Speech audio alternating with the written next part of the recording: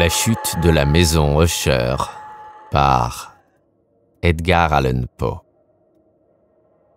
Le cœur est un luth suspendu. Sitôt qu'on le touche, il résonne. De Béranger. Pendant toute une journée d'automne, journée fuligineuse, sombre et muette, où les nuages pesaient lourds et bas dans le ciel, j'avais traversé seul et à cheval une étendue de pays singulièrement lugubre. Et enfin, comme les ombres du soir approchaient, je me trouvais en vue de la mélancolique maison Usher. Je ne sais comment cela se fit, mais au premier coup d'œil que je jetai sur le bâtiment, un sentiment d'insupportable tristesse pénétra mon âme. Je dis insupportable, car cette tristesse n'était nullement tempérée par une parcelle de ce sentiment dont l'essence poétique fait presque une volupté, et dont l'âme est généralement saisie en face des images naturelles les plus sombres de la désolation et de la terreur.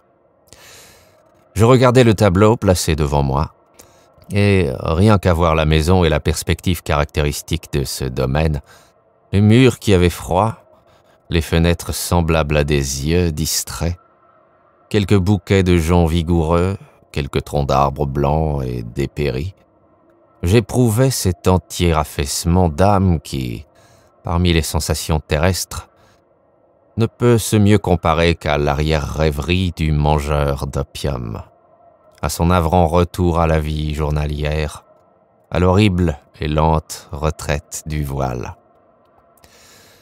C'était une glace au cœur, un abattement, un malaise, une irrémédiable tristesse de pensée qu'aucun aiguillon de l'imagination ne pouvait raviver ni pousser au grand. Qu'était donc, je m'arrêtai pour y penser, qu'était donc ce je ne sais quoi qui m'énervait ainsi en contemplant la maison Usher? C'était un mystère tout à fait insoluble, et je ne pouvais pas lutter contre les pensées ténébreuses qui s'amoncelaient sur moi pendant que j'y réfléchissais. Je fus forcé de me rejeter dans cette conclusion peu satisfaisante qu'il existe des combinaisons d'objets naturels très simples qui ont la puissance de nous affecter de cette sorte, et que l'analyse de cette puissance gît dans des considérations où nous perdrions pied.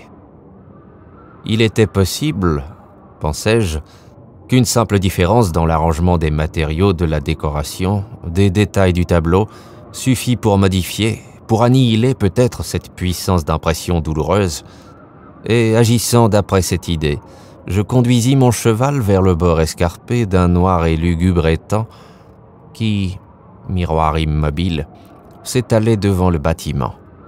Et je regardais, mais avec un frisson plus pénétrant encore que la première fois, les images répercutées et renversées des joncs grisâtres, des troncs d'arbres sinistres et des fenêtres semblables à des yeux sans pensée. C'était néanmoins dans cet habitacle de mélancolie que je me proposais de séjourner pendant quelques semaines.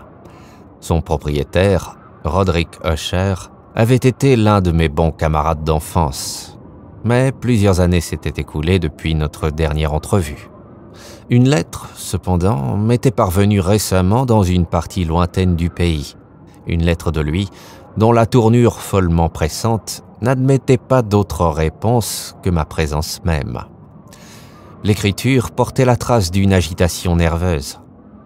L'auteur de cette lettre me parlait d'une maladie physique aiguë, d'une affection mentale qui l'oppressait, et d'un ardent désir de me voir comme étant son meilleur et véritablement son seul ami, espérant trouver dans la joie de ma société quelque soulagement à son mal.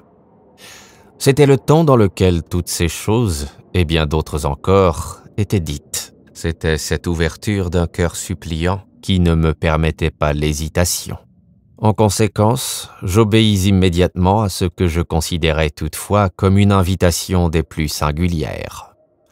Quoique dans notre enfance nous eussions été camarades intimes, en réalité, je ne savais pourtant que fort peu de choses de mon ami. Une réserve excessive avait toujours été dans ses habitudes. Je savais toutefois qu'il appartenait à une famille très ancienne qui s'était distinguée depuis un temps immémorial par une sensibilité particulière de tempérament. Cette sensibilité s'était déployée, à travers les âges, dans de nombreux ouvrages d'un art supérieur et s'était manifestée, de vieille date, par les actes répétés d'une charité aussi large que discrète, ainsi que par un amour passionné pour les difficultés plutôt peut-être que pour les beautés orthodoxes, toujours si facilement reconnaissables, de la science musicale. J'avais appris aussi ce fait très remarquable que la souche de la race d'Usher, si glorieusement ancienne qu'elle fût, n'avait jamais, à aucune époque, poussé de branches durables. En d'autres termes, que la famille entière ne s'était perpétuée qu'en ligne directe, à quelques exceptions près, très insignifiantes et très passagères. C'était cette absence, pensais-je tout en rêvant au parfait accord entre le caractère des lieux et le caractère proverbial de la race, et en réfléchissant à l'influence que dans une longue suite de siècles l'un pouvait avoir exercée sur l'autre, c'était peut-être cette absence de branches collatérales et de transmission constante de père en fils du patrimoine et du nom qui avait à la longue si bien identifié les deux, que le nom primitif du domaine s'était fondu dans la bizarre et équivoque appellation de maison Usher, appellation usitée parmi les paysans et qui semblait dans leur esprit enfermer la famille et l'habitation de famille. J'ai dit que le seul effet de mon expérience quelque peu puérile, c'est-à-dire d'avoir regardé dans les temps, avait été de rendre plus profonde ma première et si singulière impression. Je ne dois pas douter que la conscience de ma superstition croissante, pourquoi ne la définirais-je pas ainsi, n'ait principalement contribué à accélérer cet accroissement. Telle est, je le savais de vieille date, la loi paradoxale de tous les sentiments qui ont la terreur pour base. Et ce fut peut-être l'unique raison qui fit que, quand mes yeux, laissant l'image dans les temps, se relevèrent vers la maison elle-même, une étrange idée me poussa dans l'esprit. Une idée si ridicule, en vérité, que si j'en fais mention, c'est seulement pour montrer la force vive des sensations qui m'oppressaient. Mon imagination avait si bien travaillé que je croyais réellement qu'autour de l'habitation et du domaine planait une atmosphère qui lui était particulière, ainsi qu'aux environs les plus proches, une atmosphère qui n'avait pas d'affinité avec l'air du ciel, mais qui s'exhalait des arbres dépéris, des murailles grisâtres et de l'étang silencieux. Une vapeur mystérieuse et pestilentielle, à peine visible, lourde, paresseuse et d'une couleur plombée. Je secouai de mon esprit ce qui ne pouvait être qu'un rêve, et j'examinai avec plus d'attention l'aspect réel du bâtiment. Son caractère dominant semblait être celui d'une excessive antiquité. La décoloration produite par les siècles était grande. De menues fongosités recouvraient toute la face extérieure et la tapissaient, à partir du toit, comme une fine étoffe curieusement brodée. Mais tout cela n'impliquait aucune détérioration extraordinaire. Aucune partie de la maçonnerie n'était tombée, et il semblait qu'il y eût une contradiction étrange entre la consistance générale intacte de toutes ces parties et l'état particulier des pierres émiettées qui me rappelait complètement la spécieuse intégrité de ces vieilles boiseries qu'on a laissé longtemps pourrir dans quelques caves oubliées, loin du souffle de l'air extérieur. À part cet indice d'un vaste délabrement, l'édifice ne donnait aucun symptôme de fragilité. Peut-être l'œil d'un observateur minutieux aurait-il découvert une fissure à peine visible qui, partant du toit de la façade, se frayait une route en zigzag à travers le mur et allait se perdre dans les eaux funestes de l'étang. Tout en remarquant ces détails, je suivis à cheval une courte chaussée qui me menait à la maison. Un valet de chambre prit mon cheval et j'entrai sous la voûte gothique du vestibule. Un domestique, au pas furtif, me conduisit en silence à travers maints passages obscurs et compliqués vers le cabinet de son maître. Bien des choses que je rencontrai dans cette promenade contribuèrent, je ne sais comment, à renforcer les sensations vagues dont j'ai déjà parlé. Les objets qui m'entouraient, les sculptures des plafonds, les sombres tapisseries des murs, la noirceur d'ébène des parquets et les fantasmagoriques trophées armoriaux qui bruissaient, ébranlés par ma marche précipitée, étaient choses bien connues de moi. Mon enfance avait été accoutumée à des spectacles analogues, et quoique je les reconnusse sans hésitation pour des choses qui m'étaient familières, j'admirais quelles pensées insolites ces images ordinaires évoquaient en moi. Sur l'un des escaliers, je rencontrai le médecin de la famille. Sa physionomie, à ce qu'il me sembla, portait une expression mêlée de malignité basse et de perplexité. Il me croisa précipitamment et passa. Le domestique ouvrit alors une porte et m'introduisit en présence de son maître. La chambre dans laquelle je me trouvais était très grande et très haute. Les fenêtres, longues, étroites et à une telle distance du noir plancher de chêne qu'il était absolument impossible d'y atteindre. De faibles rayons d'une lumière cramoisie se frayaient un chemin à travers les carreaux treillissés et rendaient suffisamment distincts les principaux objets environnants. L'œil, néanmoins, s'efforçait en vain d'atteindre les angles lointains de la chambre ou les enfoncements du plafond arrondi en voûte et sculpté. De sombres draperies tapissaient les murs. L'ameublement général était extravagant, incommode, antique et délabré. Une masse de livres et d'instruments de musique gisait éparpillés çà et là, mais ne suffisait pas à donner une vitalité quelconque au tableau. Je sentais que je respirais une atmosphère de chagrin, un air de mélancolie âpre, profonde, incurable, planait sur tout et pénétrait tout. À mon entrée, Usher se leva d'un canapé sur lequel il était couché tout de son long et m'accueillit avec une chaleureuse vivacité qui ressemblait fort, telle fut du moins ma première pensée, à une cordialité emphatique, à l'effort d'un homme du monde ennuyé qui obéit à une circonstance. Néanmoins, un coup d'œil jeté sur sa physionomie me convainquit de sa parfaite sincérité. Nous nous assîmes, et pendant quelques moments, comme il restait muet, je le contemplais avec un sentiment moitié de pitié et moitié d'effroi. À coup sûr, jamais homme n'avait aussi terriblement changé, et en aussi peu de temps que Roderick Usher. Ce n'était qu'avec peine que je pouvais consentir à admettre l'identité de l'homme placé en face de moi avec le compagnon de mes premières années. Le caractère de sa physionomie avait toujours été remarquable. Un teint cadavéreux, un œil large, liquide et lumineux, au-delà de toute comparaison.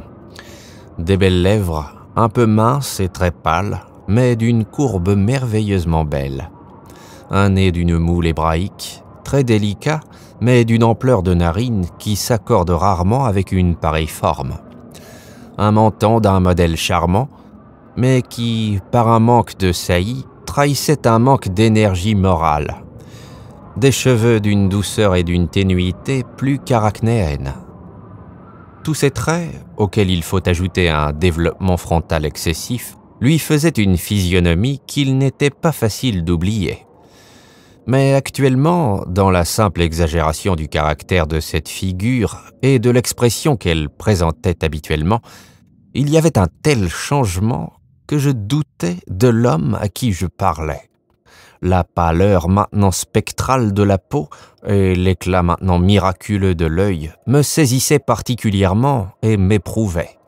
Puis il avait laissé croître indéfiniment ses cheveux sans s'en apercevoir, et comme cet étrange tourbillon aranéeux flottait plutôt qu'il ne tombait autour de sa face, je ne pouvais, même avec de la bonne volonté, trouver dans leur étonnant style arabesque rien qui rappelât la simple humanité. Je fus tout d'abord frappé d'une certaine incohérence, d'une inconsistance dans les manières de mon ami, et je découvris bientôt que cela provenait d'un effort incessant, aussi faible que puéril, pour maîtriser une trépidation habituelle, une excessive agitation nerveuse. Je m'attendais bien à quelque chose dans ce genre, et j'y avais été préparé non seulement par sa lettre, mais aussi par le souvenir de certains traits de son enfance, et par des conclusions déduites de sa singulière conformation physique et de son tempérament. Son action était alternativement vive et indolente, Sa voix passait rapidement d'une indécision tremblante, quand les esprits vitaux semblaient entièrement absents, à cette espèce de brièveté énergique, à cette énonciation abrupte, solide, posée et sonnant le creux, à ce parler guttural et rude, parfaitement balancé et modulé, qu'on peut observer chez le parfait ivrogne ou l'incorrigible mangeur d'opium pendant les périodes de leur plus intense excitation. Ce fut dans ce ton qu'il parla de l'objet de ma visite, de son ardent désir de me voir et de la consolation qu'il attendait de moi. Il s'étendit assez longuement et s'expliqua à sa manière sur le caractère de sa maladie. C'était, disait-il, un mal de famille, un mal constitutionnel, un mal pour lequel il désespérait de trouver un remède. Une simple affection nerveuse, ajouta-t-il immédiatement, dont sans doute il se serait bientôt délivré. Elle se manifestait par une foule de sensations extranaturelles. Quelques-unes, pendant qu'il me les décrivait, m'intéressèrent et me confondirent. Il se peut cependant que les termes et le ton de son débit y aient été pour beaucoup. Il souffrait vivement d'une acuité morbide des sens. Les aliments les plus simples étaient pour lui les seuls tolérables. Il ne pouvait porter, en fait de vêtements, que certains tissus. Toutes les odeurs de fleurs le suffoquaient. Une lumière, même faible, lui torturait les yeux. Et il n'y avait que quelques sons particuliers, c'est-à-dire ceux des instruments à cordes, qui ne lui inspiraient pas d'horreur. Je vis qu'il était l'esclave subjugué d'une espèce de terreur tout à fait anormale. « Je mourrai, dit-il. Il faut que je meure de cette déplorable folie. C'est ainsi. Ainsi. Et non pas autrement, que je périrai. Je redoute les événements à venir. Non en eux-mêmes, mais dans leurs résultats. Je frissonne à la pensée d'un incident quelconque du genre le plus vulgaire, qui peut opérer sur cette intolérable agitation de mon âme. Je n'ai vraiment pas horreur du danger, excepté dans son effet positif, la terreur, dans cet état d'énervation, état pitoyable. Je sens que tôt ou tard le moment viendra où la vie et la raison m'abandonneront à la fois, dans quelque lutte inégale avec le sinistre fantôme, la peur. J'appris aussi, par intervalles et par des confidences hachées, des demi-mots et des sous-entendus, une autre particularité de sa situation morale. Il était dominé par certaines impressions superstitieuses relatives au manoir qu'il habitait et d'où il n'avait pas osé sortir depuis plusieurs années, relatives à une influence dont il traduisait la force supposée en des termes trop ténébreux pour être rapportés ici. Une influence que quelques particularités dans la forme même et dans la matière du manoir héréditaire avaient, par l'usage de la souffrance, disait-il, imprimé sur son esprit. Un effet que le physique, des murs gris, des tourelles et de l'étang noirâtre où se mirait tout le bâtiment, avait à la longue créé sur le moral de son existence. Il admettait toutefois, mais non sans hésitation, qu'une bonne part de la mélancolie singulière dont il était affligé pouvait être attribuée à une origine plus naturelle et beaucoup plus positive, à la maladie cruelle et déjà ancienne, enfin à la mort évidente prochaine d'une sœur tendrement aimée, sa seule société depuis de longues années, sa dernière et sa seule parente sur la terre. Dit-il avec une amertume que je n'oublierai jamais, me laissera, moi le frère et le désespéré, dernier de l'antique race des Usher. Pendant qu'il parlait, Lady Madeline, c'est ainsi qu'elle se nommait, passa lentement dans une partie reculée de la chambre et disparut sans avoir pris garde à ma présence. Je la regardai avec un immense étonnement où se mêlait quelque terreur, mais il me sembla impossible de me rendre compte de mes sentiments. Une sensation de stupeur m'oppressait pendant que mes yeux suivaient ses pas qui s'éloignaient. Lorsqu'enfin, une porte se fut fermée sur elle, mon regard chercha instinctivement et curieusement la physionomie de son frère. Mais il avait plongé sa face dans ses mains et je pus voir seulement qu'une pâleur plus qu'ordinaire s'était répandue sur les doigts amaigris, à travers lesquels filtrait une pluie de larmes passionnées. La maladie de Lady Madeline avait longtemps bafoué la science et ses médecins. Une apathie fixe, un épuisement graduel de sa personne et des crises fréquentes, quoique passagères, d'un caractère presque cataleptique, en étaient les diagnostics très singuliers. Jusque-là, elle avait bravement porté le poids de la maladie et ne s'était pas encore résignée à se mettre au lit. Mais sur la fin du soir de mon arrivée au château, elle cédait, comme son frère me le dit dans la nuit avec une inexprimable agitation, à la puissance écrasante du fléau, et j'appris que le coup d'œil que j'avais jeté sur elle serait probablement le dernier, que je ne verrais plus la dame, vivante du moins. Pendant les quelques jours qui suivirent, son nom ne fut prononcé ni par Usher ni par moi, et durant cette période, je m'épuisais en efforts pour alléger la mélancolie de mon ami. Nous peignîmes et nous lûmes ensemble, ou bien j'écoutais, comme dans un rêve, ses étranges improvisations sur son éloquente guitare.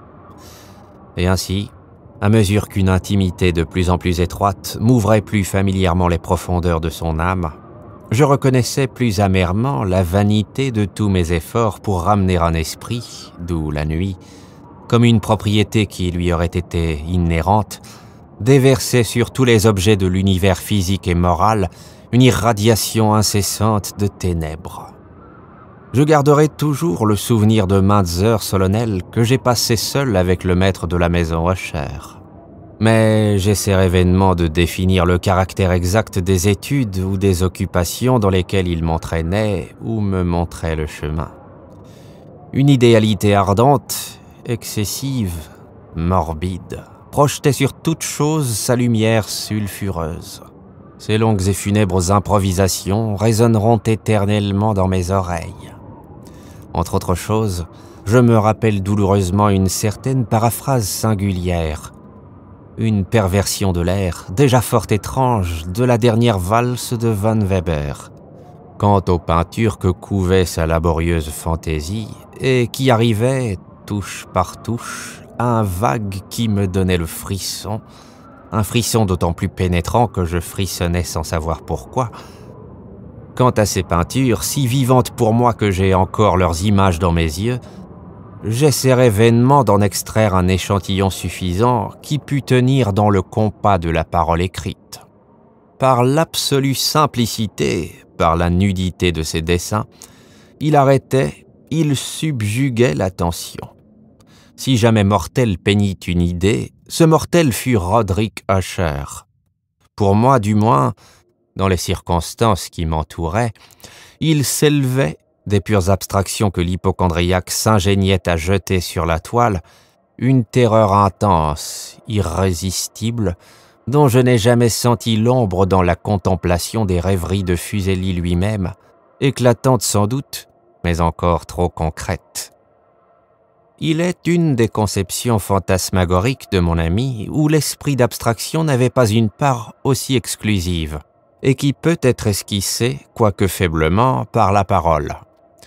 C'était un petit tableau représentant l'intérieur d'une cave ou d'un souterrain immensément long, rectangulaire, avec des murs bas, polis, blancs, sans aucun ornement, sans aucune interruption. Certains détails accessoires de la composition servaient à faire comprendre que cette galerie se trouvait à une profondeur excessive au-dessous de la surface de la terre. On n'apercevait aucune issue dans son immense parcours. On ne distinguait aucune torche, aucune source artificielle de lumière, et cependant, une effusion de rayons intenses roulait de l'un à l'autre bout et baignait le tout d'une splendeur fantastique et incompréhensible. J'ai dit un mot de l'état morbide d'une aire acoustique qui rendait pour le malheureux toute musique intolérable, excepté certains effets des instruments à cordes. C'étaient peut-être les étroites limites dans lesquelles il avait confiné son talent sur la guitare qui avaient, en grande partie, imposait à ses compositions leur caractère fantastique. Mais quant à la brûlante facilité de ses improvisations, on ne pouvait s'en rendre compte de la même manière. Il fallait évidemment qu'elles fussent, et elles étaient, en effet, dans les notes aussi bien que dans les paroles de ses étranges fantaisies, car il accompagnait souvent sa musique de paroles improvisées et rimées, le résultat de cet intense recueillement et de cette concentration des forces mentales qui ne se manifestent, comme je l'ai déjà dit, que dans les cas particuliers de la plus haute excitation artificielle. D'une de ces rhapsodies, je me suis rappelé facilement les paroles. Peut-être m'impressionna-t-elle plus fortement quand il me la montra, parce que, dans le sens intérieur et mystérieux de l'œuvre, je découvris pour la première fois qu'Usher avait pleine conscience de son état, qu'il sentait que sa sublime raison chancelait sur son trône. Ces vers, qui avaient pour titre « Le palais hanté », étaient, à très peu de choses près, tels que je les cite. Dans la plus verte de nos vallées, par les bons anges habités, autrefois un beau et majestueux palais, un rayonnant palais, dressait son front. C'était dans le domaine du monarque pensé, c'était là qu'il s'élevait. Jamais Séraphin ne déploya son aile sur un édifice à moitié aussi beau. Des bannières blondes, superbes, dorées, à son dôme flottaient et ondulaient. Tout cela c'était dans le très vieux temps, et à chaque douce brise qui se jouait dans ces suaves journées, le long des remparts chevelus et pâles, s'échappait un parfum ailé. Les voyageurs dans cette heureuse vallée, à travers 2 fenêtres lumineuses, voyaient des esprits qui se mouvaient harmonieusement au commandement d'un luth bien accordé. Tout autour d'un trône, où siégeant, un vrai porphyrogénète, celui-là, dans un apparat digne de sa gloire, apparaissait le maître du royaume. Et toute étincelante de nacre et de rubis était la porte du beau palais, par laquelle coulait à flot, et pétillait incessamment une troupe d'échos dont l'agréable fonction était simplement de chanter, avec des accents d'une exquise beauté, l'esprit et la sagesse de leur roi. Mais des êtres de malheur, en robe de deuil, ont assailli la haute autorité du monarque. Ah, pleurons, car jamais l'aube d'un lendemain ne brillera sur lui, le désolé. Et tout autour de sa demeure, la gloire qui s'empourprait et florissait n'est plus qu'une histoire, souvenir ténébreux des vieux âges défunts.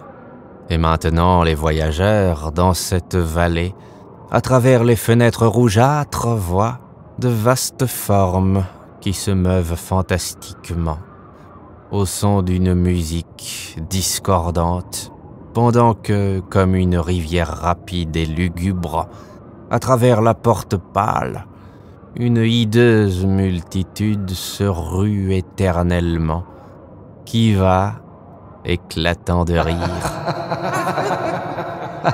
ne pouvant plus sourire. Je me rappelle fort bien que les inspirations naissant de cette ballade nous jetèrent dans un courant d'idées au milieu duquel se manifesta une opinion d'Usher que je cite, non pas tant en raison de sa nouveauté, car d'autres hommes ont pensé de même, qu'à cause de l'opiniâtreté avec laquelle il la soutenait. Cette opinion, dans sa forme générale, n'était autre que la croyance à la sensitivité de tous les êtres végétaux.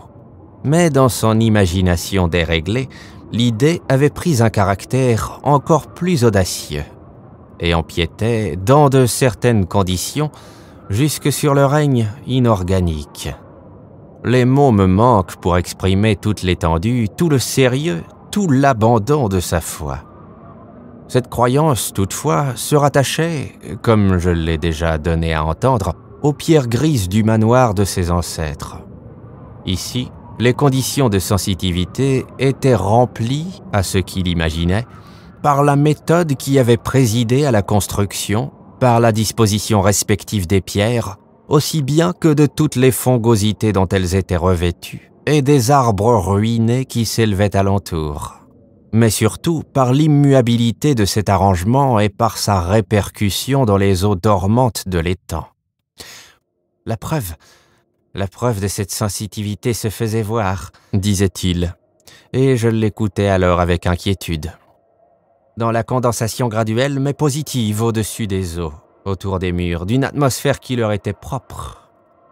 Le résultat, ajoutait-il, se déclarait dans cette influence muette, mais importune et terrible qui, depuis des siècles, avait pour ainsi dire moulé les destinées de sa famille et qui le faisait, lui, tel que je le voyais maintenant, tel qu'il était. De pareilles opinions n'ont pas besoin de commentaires, et je n'en ferai pas.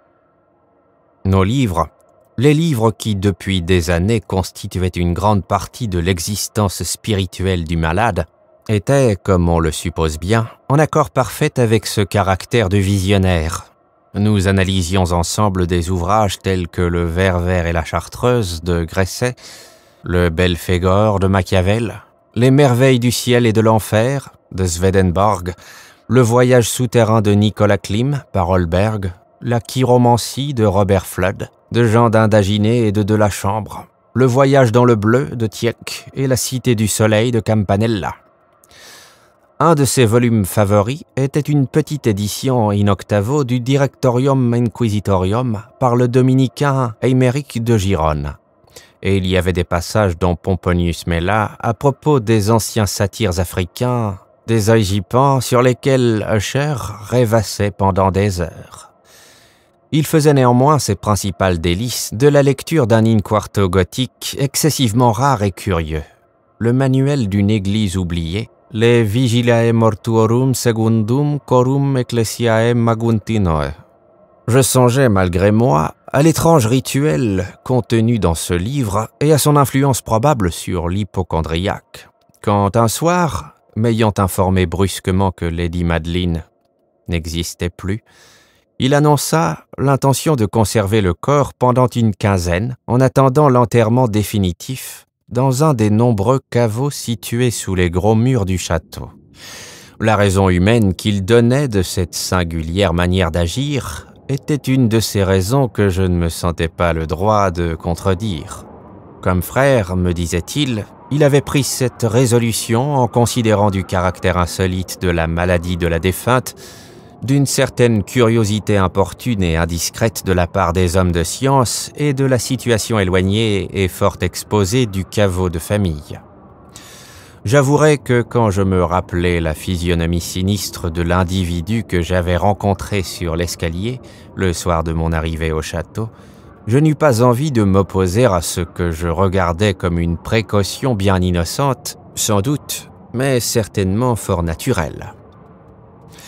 À la prière d'Usher, je l'aidai personnellement dans les préparatifs de cette sépulture temporaire. Nous mîmes le corps dans la bière et, à nous deux, nous le portâmes à son lieu de repos.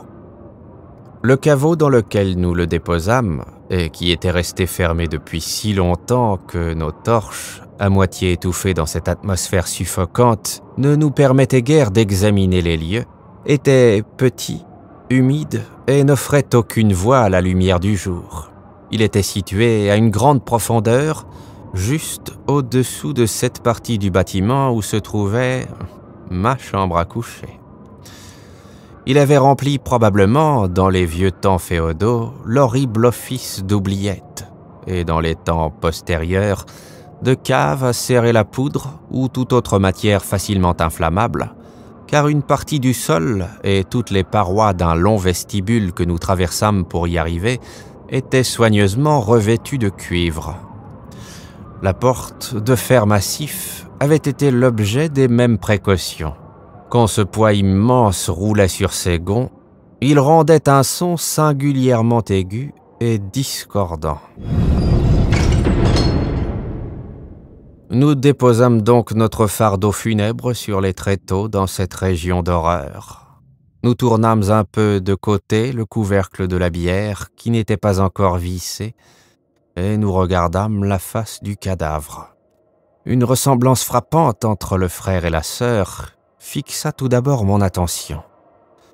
Et Usher, devinant peut-être mes pensées, murmura quelques paroles qui m'apprirent que la défunte et lui étaient jumeaux et que des sympathies d'une nature presque inexplicable avaient toujours existé entre eux.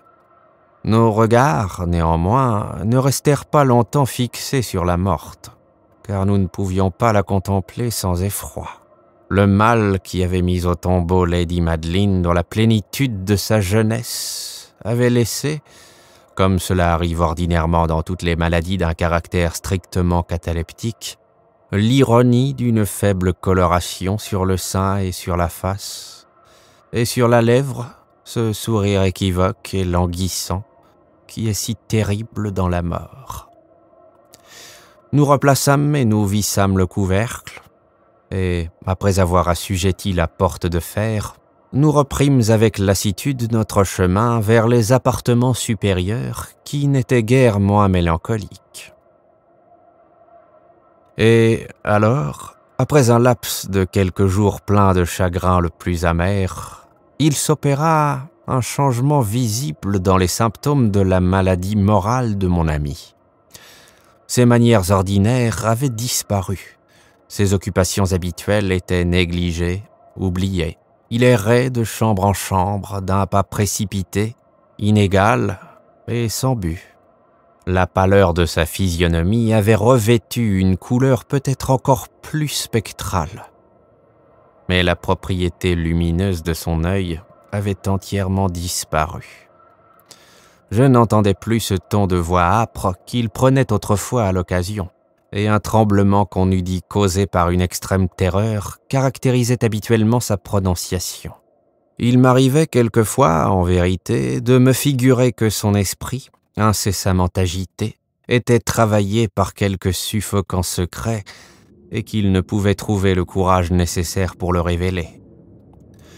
D'autres fois, j'étais obligé de conclure simplement aux bizarreries inexplicables de la folie, car je le voyais regardant dans le vide pendant de longues heures, dans l'attitude de la plus profonde attention, comme s'il écoutait un bruit imaginaire.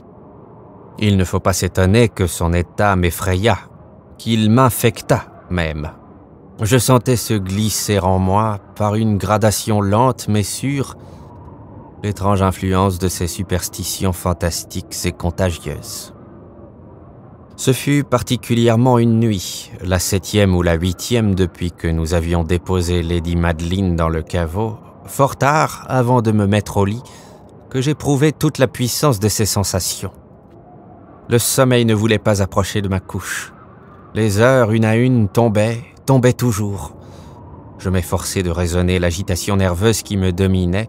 J'essayais de me persuader que je devais ce que j'éprouvais, en partie, sinon absolument, à l'influence prestigieuse du mélancolique ameublement de la chambre, des sombres draperies déchirées qui, tourmentées par le souffle d'un orage naissant, vacillaient çà et là sur les murs, comme par accès, et bruissaient douloureusement autour des ornements du lit. Mais mes efforts furent vains.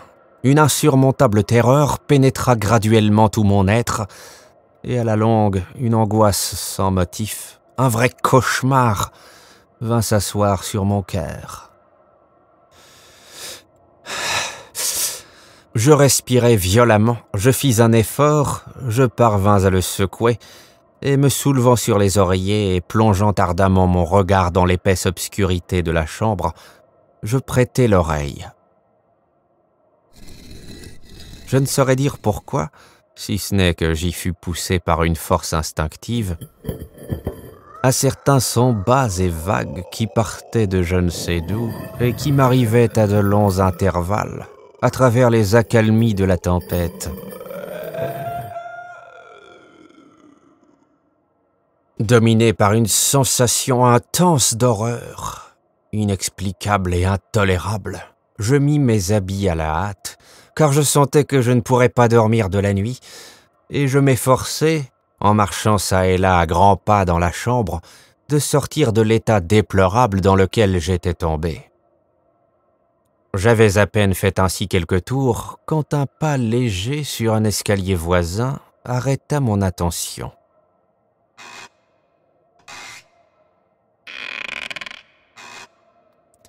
Je reconnus bientôt que c'était le pas d'Usher. Une seconde après, il frappa doucement à ma porte et entra, une lampe à la main. Sa physionomie était, comme d'habitude, d'une pâleur cadavéreuse. Mais il y avait en outre dans ses yeux je ne sais quelle hilarité insensée. Et dans toutes ses manières, une espèce d'hystérie évidemment contenue. Son air m'épouvanta, mais tout était préférable à la solitude que j'avais endurée si longtemps, et j'accueillis sa présence comme un soulagement. « Et vous n'avez pas vu cela ?» dit-il brusquement après quelques minutes de silence et après avoir promené autour de lui un regard fixe. « Vous n'avez pas vu cela, vous n'avez donc pas vu cela. Mais attendez, vous le verrez. » Tout en parlant ainsi, et ayant soigneusement abrité sa lampe, il se précipita vers une des fenêtres et l'ouvrit toute grande à la tempête.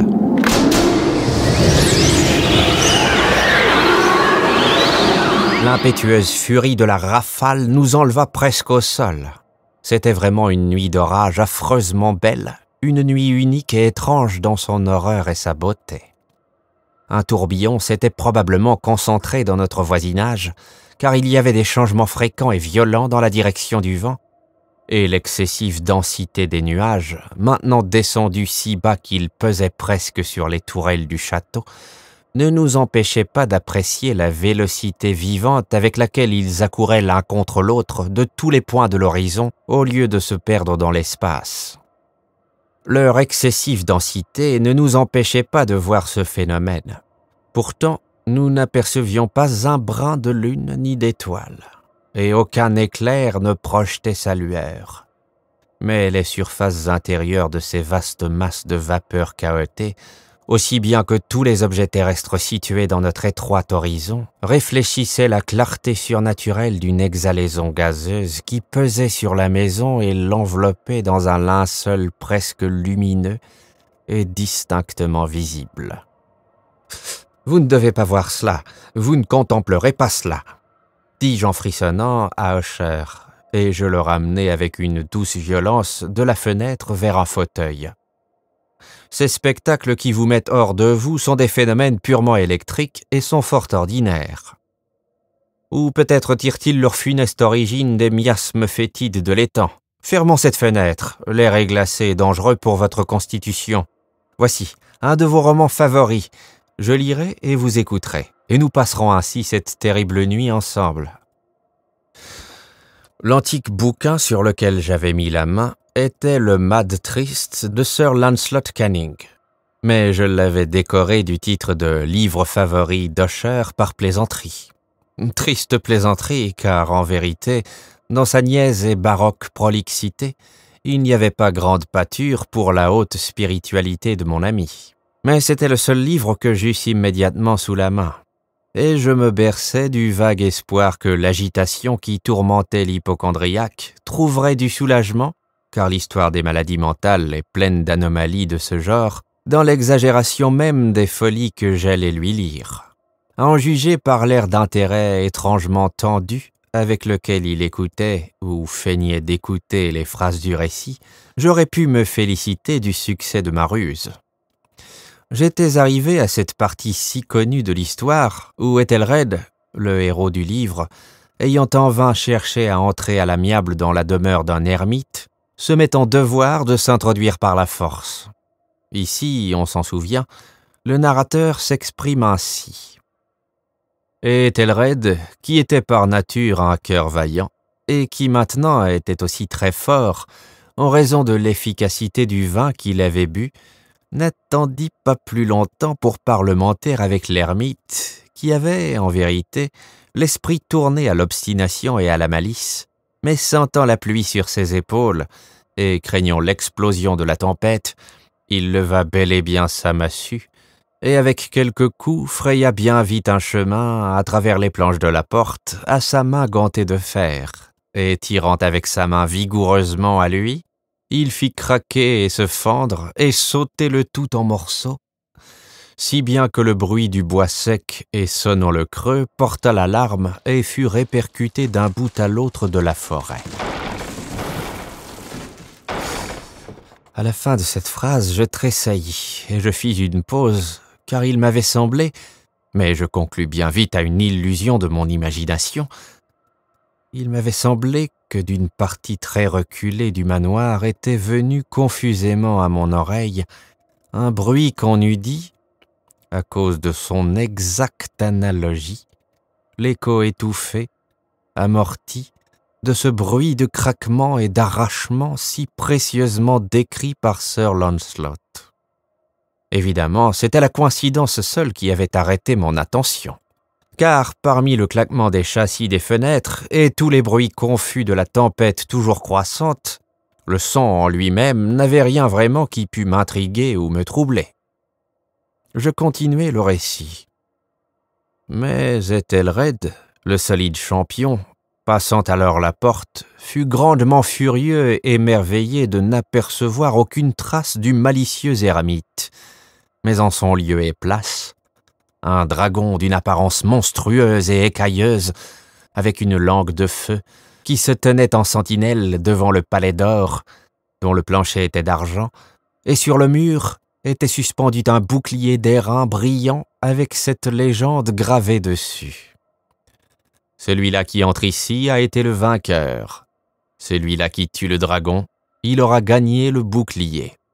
Et Ethelred leva sa massue et frappa sur la tête du dragon, qui tomba devant lui et rendit son souffle empesté avec un rugissement si épouvantable, si âpre et si perçant à la fois, qu'Ethelred fut obligé de se boucher les oreilles avec ses mains pour se garantir de ce bruit terrible, tel qu'il n'en avait jamais entendu de semblable.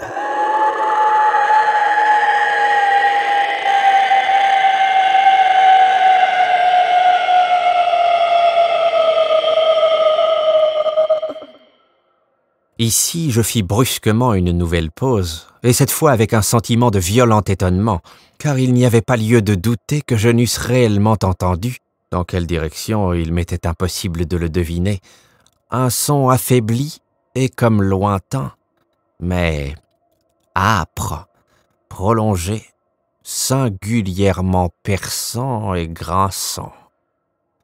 L'exacte contrepartie du cri surnaturel du dragon décrit par le romancier est telle que mon imagination se l'était déjà figurée. Oppressé, comme je l'étais évidemment lors de cette seconde et très extraordinaire coïncidence, par 1000 sensations contradictoires, parmi lesquelles dominaient un étonnement et une frayeur extrême, je gardai néanmoins assez de présence d'esprit pour éviter d'exciter par une observation quelconque la sensibilité nerveuse de mon camarade. Je n'étais pas du tout sûr qu'il eût remarqué les bruits en question, quoique bien certainement une étrange altération se fût depuis ces dernières minutes manifestée dans son maintien. De sa position primitive, jusque-là vis-à-vis de moi, il avait peu à peu tourné son fauteuil de manière à se trouver assis, la face tournée vers la porte de la chambre, en sorte que je ne pouvais pas voir ses traits d'ensemble, quoique je m'aperçusse bien que ses lèvres tremblaient comme si elles murmuraient quelque chose d'insaisissable. Sa tête était tombée sur sa poitrine. Cependant, je savais qu'il n'était pas endormi. L'œil que j'entrevoyais de profil était béant et fixe. D'ailleurs, le mouvement de son corps contredisait aussi cette idée, car il se balançait d'un côté à l'autre avec un mouvement très doux, mais constant et uniforme. Je remarquai rapidement tout cela et repris le récit de Sir Lancelot, qui continuait ainsi. Et maintenant, le brave champion, ayant échappé à la terrible furie du dragon, se souvenant du bouclier d'airain, et que l'enchantement qui était dessus était rompu, écarta le cadavre de devant son chemin et s'avança courageusement, sur le pavé d'argent du château, vers l'endroit du mur où pendait le bouclier, lequel, en vérité, n'attendit pas qu'il fût arrivé tout auprès, mais tomba à ses pieds sur le pavé d'argent avec un puissant et terrible retentissement.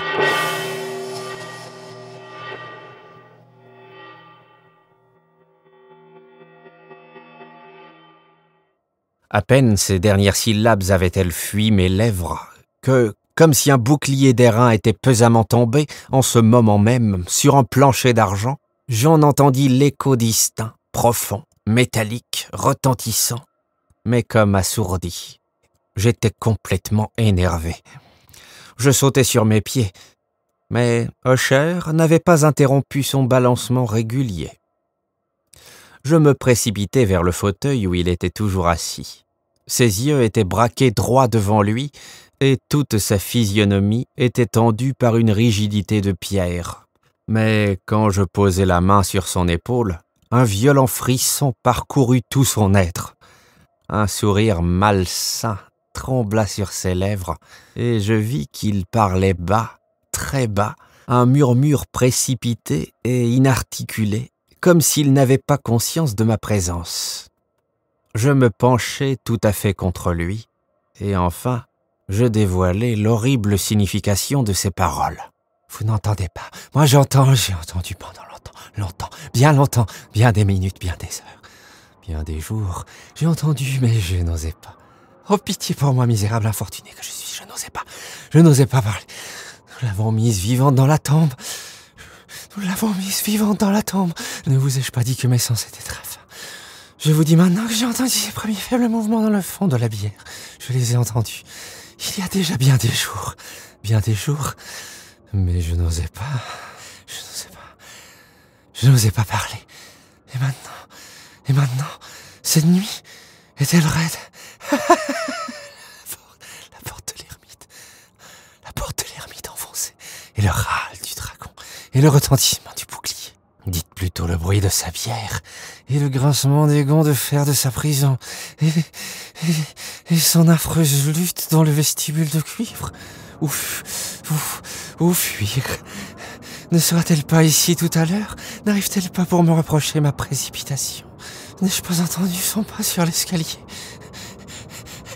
Est-ce que je ne distingue pas l'horrible et lourd battement de son cœur? Insensé. Ici, il se dressa furieusement sur ses pieds et hurla ces syllabes comme si dans cet effort suprême il rendait son âme. Insensé! Je vous dis qu'elle est maintenant derrière la porte! À l'instant même, comme si l'énergie surhumaine de sa parole eût acquis la toute-puissance d'un charme, les vastes et antiques panneaux que désignait Usher entr'ouvrirent lentement leurs lourdes mâchoires d'ébène. C'était l'œuvre d'un furieux coup de vent, mais derrière cette porte se tenait alors la haute figure de Lady Madeline Usher, enveloppée de son suaire. Il y avait du sang sur ses vêtements blancs, et toute sa personne amaigrie portait les traces évidentes de quelque horrible lutte. Pendant un moment, elle resta tremblante et vacillante sur le seuil. Puis, avec un cri plaintif et profond,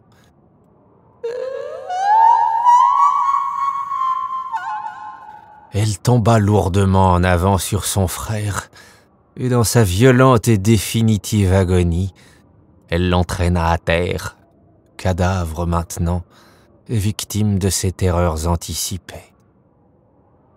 Je m'enfuis de cette chambre et de ce manoir, frappé d'horreur. La tempête était encore dans toute sa rage quand je franchissais la vieille avenue.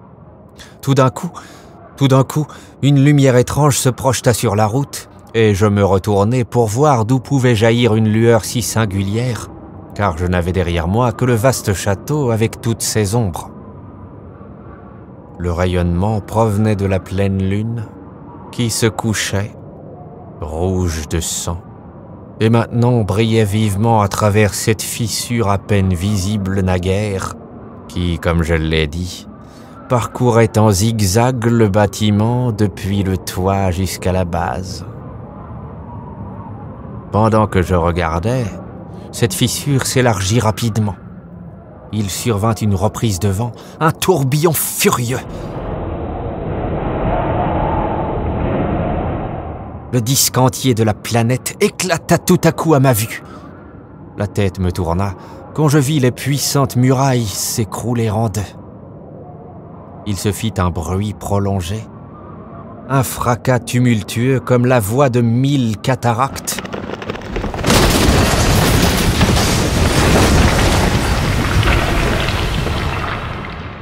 Et l'étang profond et croupi, placé à mes pieds, se referma tristement et silencieusement sur les ruines de la maison Usher.